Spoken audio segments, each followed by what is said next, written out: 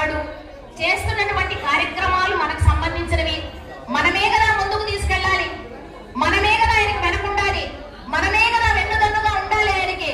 మనలాంటి వాళ్ళు ఎంతో మంది ఇలాంటి కన్వెన్షన్ హాల్స్ ఆయనకి ఒక 600 కట్టాలనే భగవంతుడు అడిగాను అంటే మీరు చేస్తున్నటువంటి కార్యక్రమాలన్నీ కూడా మన ఏటూరు రామచంద్రారెడ్డిది ఉండని కన్వెన్షన్ హాల్, అక్కడికి వెళ్దాం. అది మనది, మనం వాడుకుందాం.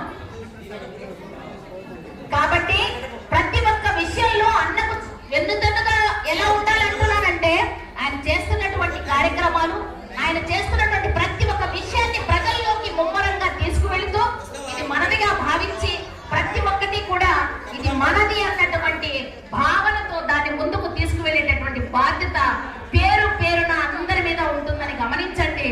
అన్నకు వెనకాల నిలబడండి.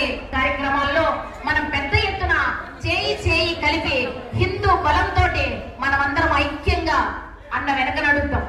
అలాగే అందరికీ కూడా భోజన ఏర్పాట్లు చేస్తున్నారు. దయచేసి వచ్చిన ప్రతి ఒక్కరూ కూడా భోజనం చేసి చక్కగా అన్నకు మంచి ఆశీర్వాదం ఇచ్చి మీ అందరి సహాయ సహకారాలు ఎప్పటికీ ఉంటాయనన్న మాట ఇచ్చి మీరు ఇక్కడి నుంచి మీరు నిష్క్రమిస్తే చాలా సంతోషంగా ఉంటుంది. అందరికీ కూడా ధన్యవాదాలు.